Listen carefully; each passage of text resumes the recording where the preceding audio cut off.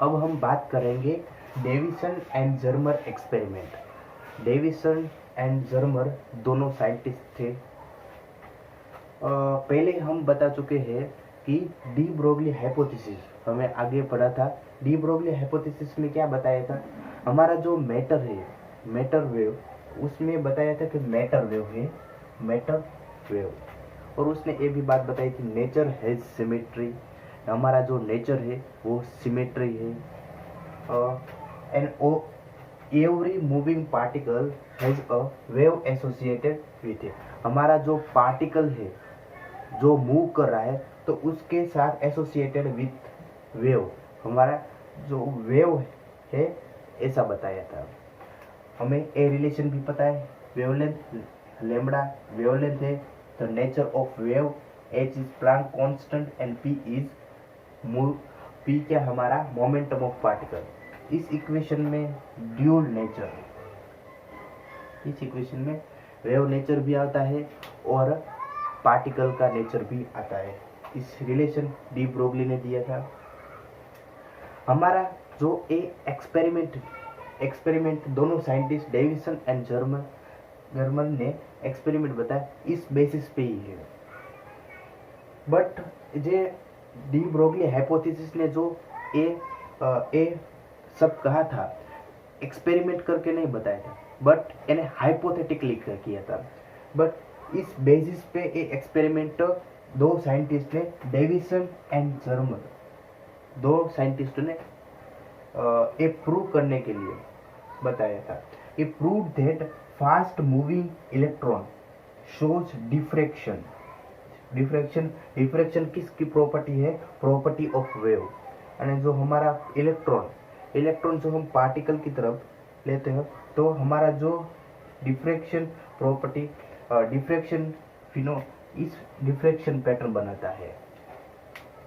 इसमें क्या इलेक्ट्रॉन को जब हम फास्ट मूविंग की तरह ले तो हमारा जो इलेक्ट्रॉन है show behaves of nature of wave की तरह बिहेव करता है। और उसके आगे जे थॉमसन के बेटे जीपी थॉमसन ने इस बेस पे, इस एक्सपेरिमेंट के बेस पे ही किया था, इलेक्ट्रॉन पे एक्सपेरिमेंट, सिमिलर एक्सपेरिमेंट किया था। अब हम आगे देखेंगे उसका एक्सपेरिमेंटल सेटअप क्या था, तो वो हम आगे देखेंगे।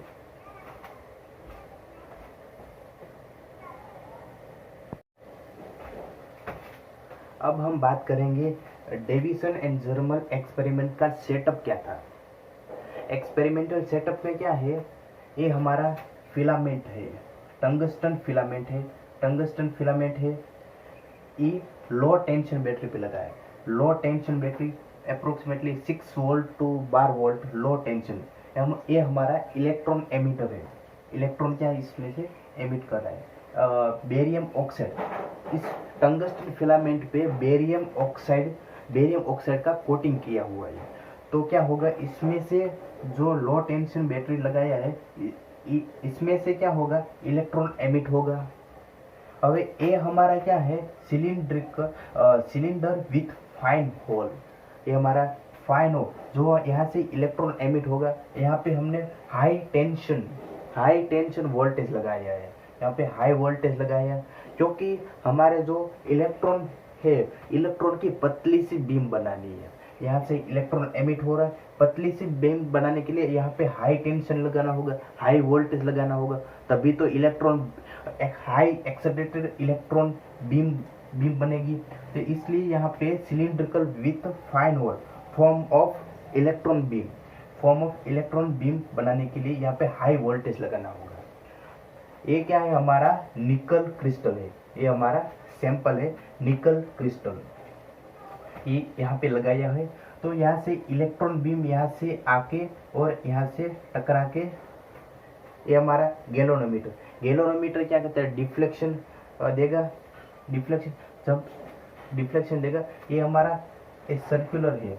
इस गैल्वेनोमीटर को यहाँ पे डिफरेंट ओरिएंटेशन पे, डिफरेंट एंगल पे डिफरेंट इलेक्ट्रॉन आके गैल्वेनोमीटर में डिफ्लेक्शन देगा।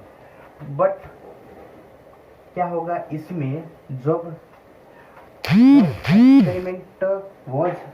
experiment was performed at different accelerating potential, different accelerating potential, but significant intensity of electron की जो intensity was observed around 44 volt to 68 volt.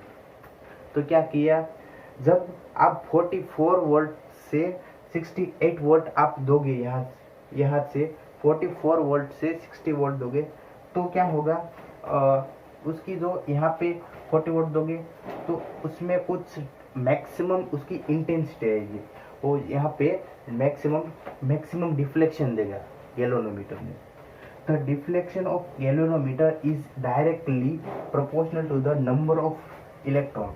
Number of electron increase होते जाएंगे तो उसकी इंटेंसिटी बढ़ेगी। हमें पता है इंटेंसिटी ऑफ इलेक्ट्रॉन, उसकी मैक्सिमम इंटेंसिटी बढ़ेगी। बट यहाँ पे एक नोट याद रखनी है, यहाँ पे वोल्टेज 44 से 68 वोल्टेज इन दोनों के बीच में आप दोगे तो उसकी जो number intensity of electron, number of photo electron इससे टकरा के रिफ्लेक्ट होगी, वो ज़्यादा आएगी। अब इसके आगे थोड़ी इनके रिलेटेड दो तीन बातें हैं हम आगे देखेंगे।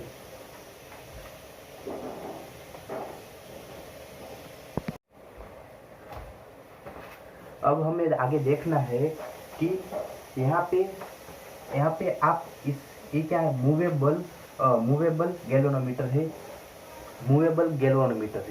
तो इसमें क्या है, यहाँ से आप कुछ ऐसी फ्रिंजेस दिखेंगी, यहाँ पे थोड़ी दिखेगी, यहाँ पे मैक्सिमम, यहाँ पे जो थीटा पे मैक्सिमम फ्रिंजेस दिखेगी, मैक्सिमम इंटेंसिटी फ्रिंजेस दिखेगी।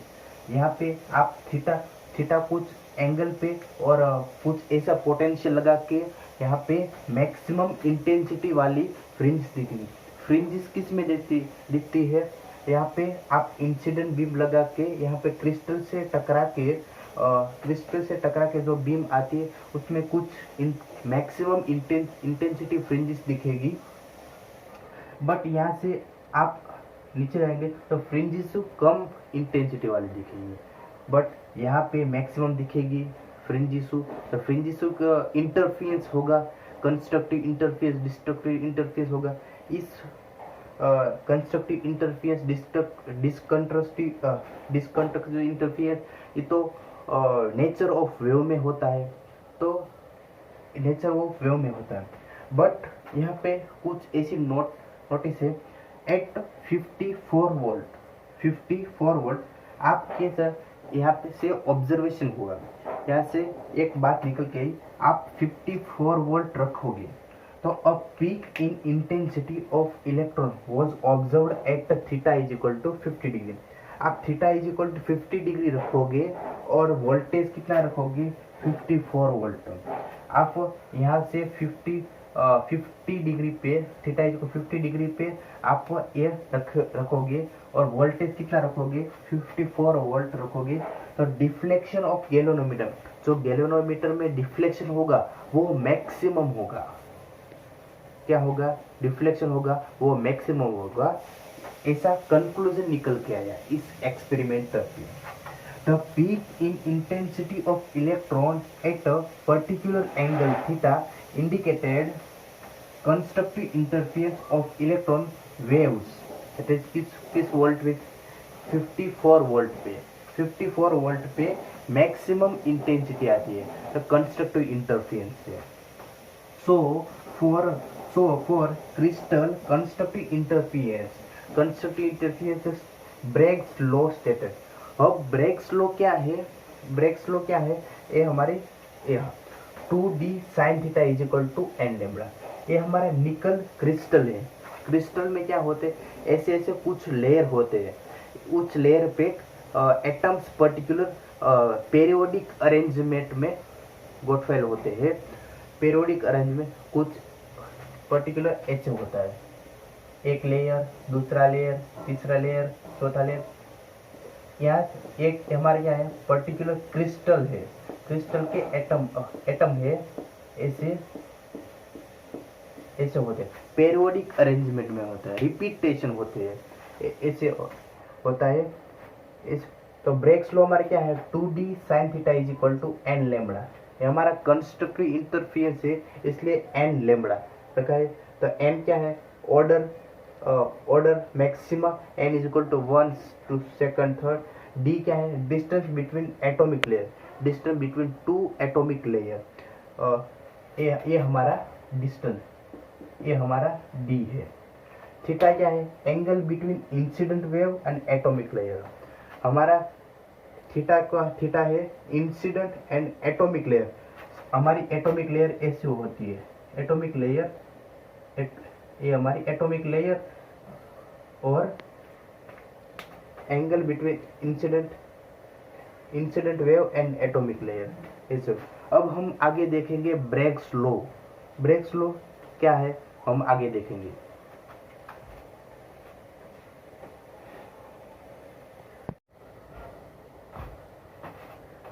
हमें आगे पहले किया था कि Davisson and Germer experimental setup देखा था, उसमें क्या था कि phi is equal to 50 degree and voltage कितना रखे, 54 वोल्ट रखे।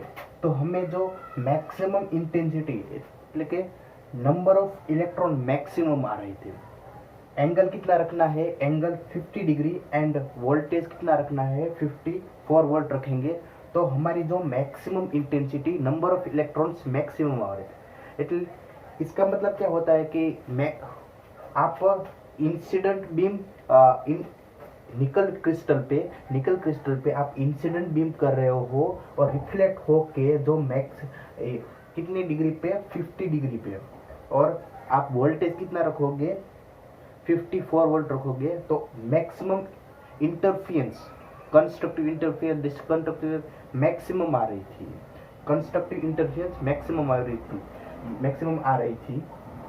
ये हमारा ग्राफ है इंटेंसिटी वर्सेस एंगल। मैंने एक्सपेरिमेंटल सेटअप में थीटा लिया था, बट थीटा नहीं लेना है, वहाँ पे angle incident beam and reflect होके जो आ रही थी, वो दोनों का एंगल कितना लेना है, 50 डिग्री एंड 5 लेना है। मैंने थीटा लिख दिया था, बट थीटा यहाँ ब्रेग्स लॉ में भी आएगा, इसलिए कंफ्यूजन नहीं होने के लिए 5 लेना है वहाँ पे। तो इस ग्राफ में हमारी मैक्सिमम इंटेंसिटी किस वोल्ट पे, 50। अब हमें क्या फाइंड करनी है, जो हमारी डेविसन एंड जर्मर एक्सपेरिमेंट था उसकी वेवलेंथ हमें फाइंड आउट करने के लिए निकल क्रिस्टल लिया था।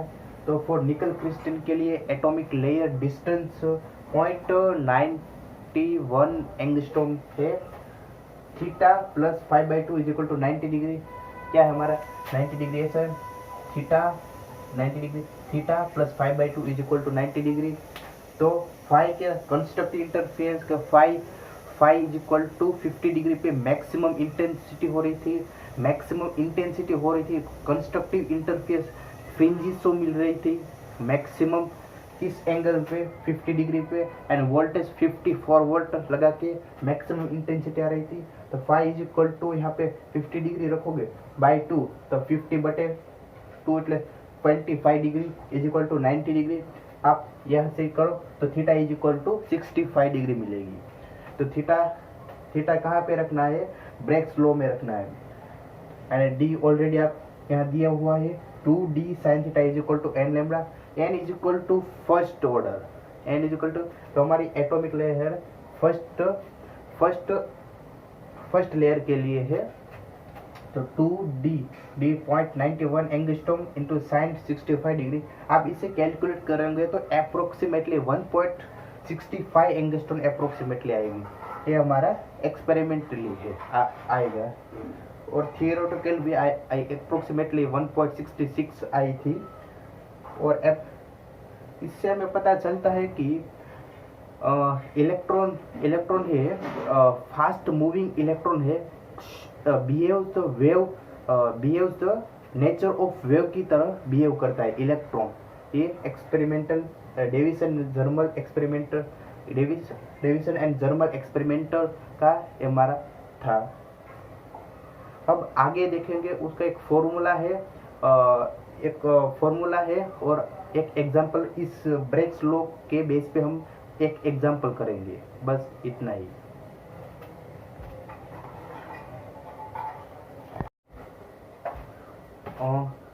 हमें if accelerating voltage V and charge of electron E, तो हमें उसकी kinetic energy equal to 1/2 mv² is equal to EV। तो क्या करें हम दोनों तरफ m मल्टीप्लाई कर दे तो mv √2m होगा। तो हमें डी ब्रोगली रिलेशन पता है, lambda is equal to h/p, p को mv की जगह पे क्या रखना है √2m ये रिलेशन हमें याद रखना है। Then after electron is behaved nature of wave, electron क्या करता है, डेविसन एंड जर्मल एक्सपेरिमेंट से फास्ट मूविंग इलेक्ट्रॉन है, behaves show of nature of wave को नेचर ऑफ वेव की बिहेव करता है।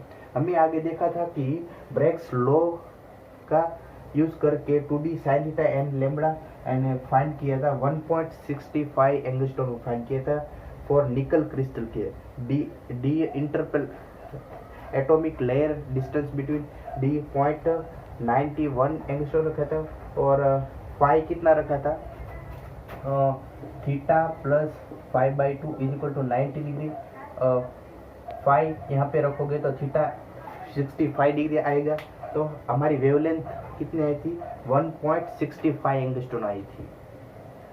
अब हमें क्या करना है, डी ब्रोगली हाइपोथेसिस का यूज करके हमें इतनी वेवलेंथ आती है कि नहीं ये हम चेक करना चाहते हैं। तो lambda is equal to h/p h/mv h/√2mk is equal to h/√2mev ऐसे आएगी।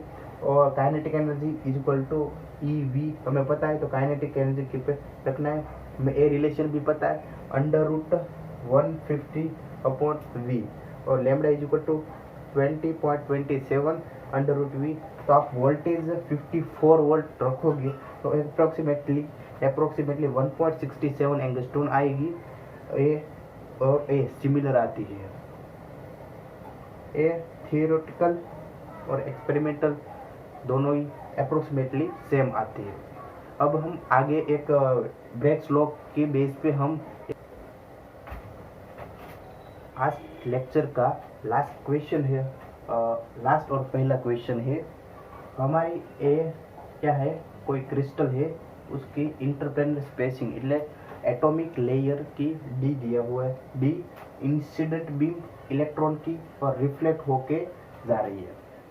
तो हमें पहले फॉर मैक्सिमा कंस्ट्रक्टिव इंटरफेरेंस इस पे हो रही है, उसका option 2d sin i is equal to n lambda, 2d cos i is equal to n lambda, d sin i is equal to n lambda and d cos i is equal to n lambda. हमें i दिया हुआ है। For हमें पता है for maxima constructive interference maxima constructive interference क्या होता है 2d sin theta is equal to n lambda. हमें थीटा पता है, थीटा क्या है, एंगल थीटा क्या है, थीटा हमें आज थीटा ए होता है incident beam and atomic layer का बीच का एंगल, बट हमें आई ए दिया हुआ है तो हम इसको ऐसे भी लिख सकते हैं 2d sin 90 minus I is equal to n lambda, ऐसे भी लिख सकते हैं 2d sin 90 माइनस आई, तो 2d 90 minus cos i is equal to n lambda, ये हमारा फर्स्ट आंसर। तो ऐसा कोई ऑप्शन है 2d cos i is equal to n lambda, ये हमारा आंसर। अब दूसरा क्वेश्चन है if d is equal to 1 angstrom, d atomic layer 1 angstrom, i is equal to 30 degree, then accelerating voltage हमें क्या फाइंड आउट करना है, वोल्टेज फाइंड आउट करना है। तो हम कैसे निकाले, हमें ए रिलेशन पता है 2d cos I is equal to lambda. तो 2d कितना रखना है, 1 angstrom 10⁻10 cos 30 degree is equal to first order लेना है, और हमें पहला वेवलेंथ फाइंड आउट करनी है। तो वेवलेंथ फाइंड आउट करनी है cos 30 2 इंटू 10⁻10 इंटू cos 30 એટલે sin 30 sin 60 डिग्री,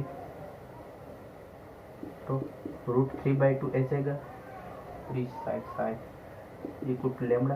तो लेमडा अप्रोक्सीमेटली कितने आएगी, 1 मिनट,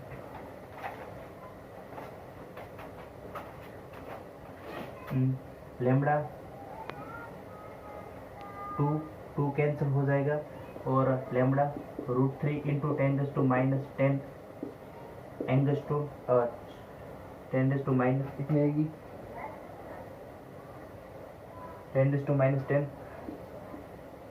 आप इस वैल्यू को, आपको ए रिलेशन तो पता है, lambda is equal to √150 degree upon voltage, अथवा wavelength is equal to 50 upon √v। Wavelength को इसमें वैल्यू मुकना, पुट करना और वोल्टेज फाइंड आउट करना। आप वोल्टेज फाइंड आउट कर लेना। ये रिलेशन तो पता है, wavelength is equal to √150 upon voltage, and wavelength lambda is equal to, अथवा इसको सिंप्लीफाई करें 20.27 √v। तो v को फाइंड आउट करने के लिए यह वेवलेंथ को नीचे लाना पड़ेगा और इस वैल्यू को यहाँ पे पुट करना, और आप फाइंड आउट कर लेना। आज का लेक्चर यहाँ पे ख़त्म करते हैं, बस इतना ही।